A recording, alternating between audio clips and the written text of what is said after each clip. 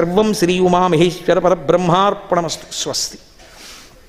నేను నా జీవితంలో ఈ ప్రవచనాలు ఎందుకు చేశాను? ఆ వాగ్వైభవాన్ని ఇచ్చాడు కాబట్టి ఆ వాక్కుని అడ్డు పెట్టుకుని నేను తరించాలి అని చేశానంతే తప్ప దీని మీద నేను ఎప్పుడూ ఒక్క రూపాయి కాసు ఆశించి ఎప్పుడు చెయ్యలేదు.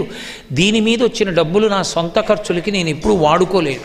మీరు నమ్మండి, నేను స్వోత్కర్ష కోసం చెప్పట్లా. ఒక పావలా కాసు నేను ఇన్ని వేల ప్రసంగాల్లో దీని మీద సంపాదించలేదు. కానీ దురదృష్టం ఏమిటంటే ఇప్పటికీ నేను ఎప్పుడు ఎక్కడా తాంబూలం పుచ్చుకోను. చాలా కాలం నా సొంత దారి ఖర్చులతోనే ఉపన్యాసాలకు వెళ్ళేవాడిని. ఇప్పుడు దారి ఖర్చులు పుచ్చుకుంటున్నాను. అయితే ఒక్క విషయం మీతో మనవి చేయవలసి ఉంటుంది. ఇందులో దురదృష్టకరమైన విషయం ఏమైందంటే, పాపం నా ఉపన్యాసాల సీడీలు వినాలి అని అనురక్తి ఉన్న వాళ్ళని చాలా విశేషంగా పాడు చేశారు.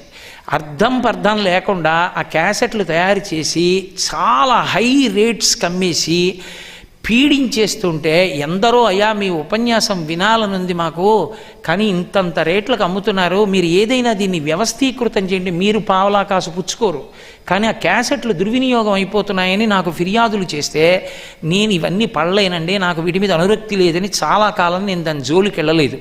నా శిష్యులు కొంతమంది సాఫ్ట్వేర్ ఇంజనీర్స్ హైదరాబాదులో ఉన్నవాళ్ళు, నెల్లూరులో మా రాఘవేంద్రుడు, విశాఖపట్నంలో రామాచార్యులు గారు, ఇలాంటి వాళ్ళందరూ ఒకసారి సమావేశమై, గురువుగారు మీరు ఇంత త్రికరణ శుద్ధిగా ఉపన్యాసాలు చెప్తే కొంతమంది దాన్ని నిష్కారణంగా డబ్బు చేసుకోవడానికి వాడుకుంటున్నారు. అందుకే ఆ క్యాసెట్లు ఎంత తక్కువ ధరకి వీలైతే అంత తక్కువ ధరకి చేయించి అందుబాటులోకి తెచ్చే ప్రయత్నం మేము చేస్తాం. మీ వాణి కాబట్టి అది మాకు, మీరు గురువుగారు కాబట్టి గురువాణి అన్న పేరుతో ఒక సొసైటీ పెడతాం. ఎంత చీపెస్ట్ రేటుకి వీలైతే అంత చీపెస్ట్ రేటుకి ₹1 దాని మీద లాభం ఆశించకుండా ఇస్తాం. అవి షాపుల్లో అక్కడ పెట్టాం. మేమే కొంతమందిని కొన్ని చోట్ల పెట్టి వాటిని అందిస్తామని నన్ను అడిగితే, సరే సత్సంకల్పం చేస్తున్నారని తప్పకుండా చెయ్యండి అన్నాను. అందులో ఎక్కడైనా ₹1 కాసు మిగిలితే వాళ్ళు అంత త్రికరణ శుద్ధిగా చేస్తున్నారు, పైసా అందులోది మేము ముట్టుకోం.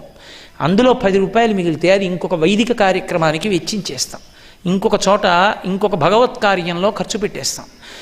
అలా గురువాణి అన్న పేరుతో ఆ క్యాసెట్లు అందించడం కోసం ఒక సంస్థ ఏర్పడింది.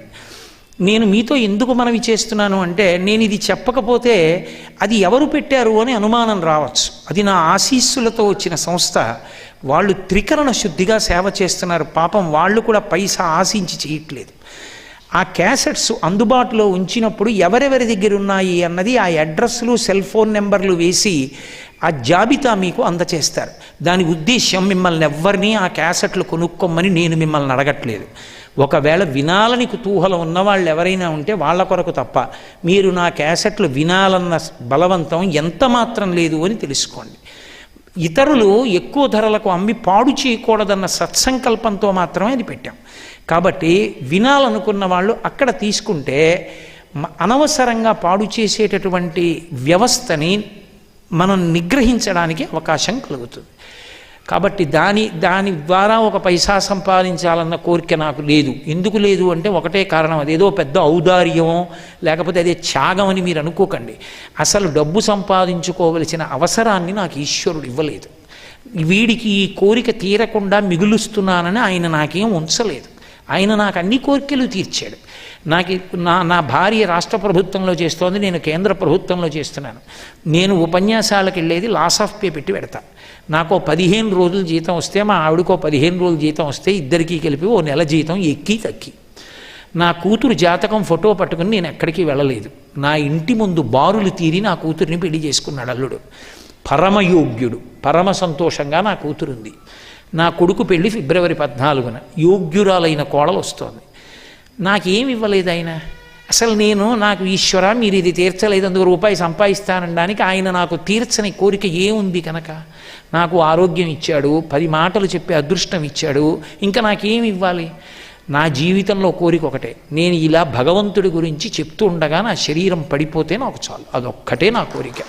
కాబట్టి ఆ గురువాణి అడ్రస్లు ఉన్నటువంటి కాగితాలు మీ అందరికీ కూడా బహుశా బాబుగారు ఏర్పాటు చేసిన వ్యవస్థ ఎక్కడుందో అక్కడ అందచేస్తారు.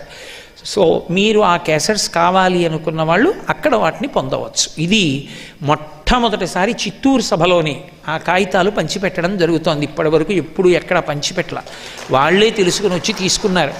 ఈ పైరసీని అడ్డు పెట్టడానికి ఇలా పంచిపెడదామని ఆ పాంప్లెట్స్ పంచిపెట్టడం జరుగుతోంది. కాబట్టి దీన్ని మీరు గ్రహించవలసిందిగా నేను ప్రార్థన చేస్తూ, రేపు కార్తీక సోమవారం, అందులో ప్రదోష వేళ, పరమ పవిత్రమైనటువంటి రోజు.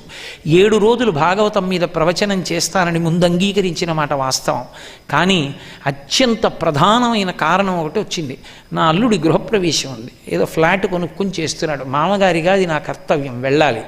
అందుకని 5 రోజులే చెప్తున్నాను. రేపటితో భాగవతం పరిపూర్ణత్వాన్ని పొందుతుంది, అయిపోతుందని అనకూడదు భాగవత ప్రవచనం. కాబట్టి రేపు సోమవారం ప్రదోష వేళ చెప్తున్నాను కాబట్టి భాగవతంలో పరమశివుడి గురించి అద్భుతంగా పోతనగారు చెప్పినటువంటి కొన్ని విశేషాలని తీసుకుని ఆ ఘట్టాలు మనవి చేసి రేపటి నా ప్రవచనాన్ని ఒక పరిపూర్ణ స్థితికి చేర్చి నేను బయలుదేరుతాను. కాబట్టి 2 రోజులు ఉపన్యాసాలు తగ్గించడానికి కారణం అది తప్ప ఏదో అర్థం లేకుండా డేట్లు ఇచ్చి అర్థం లేకుండా తీసేయడం అటువంటి ధూర్త పనులు నా జీవితంలో ఎప్పుడు చేయలేదు. బలమైన కారణం తప్పదు కాబట్టి, పీటల మీద నేను బట్టలు పెట్టాలి కాబట్టి నేను వెళ్ళవలసి వస్తుంది. దయచేసి నా వలన మీకు కలిగినటువంటి అసౌకర్యానికి నన్ను మన్నించవలసిందిగా ప్రార్థిస్తూ రేపు సాయంకాలం 6 గంటల 15 నిమిషాలకు కలుసుకుందాం. స్వస్తి.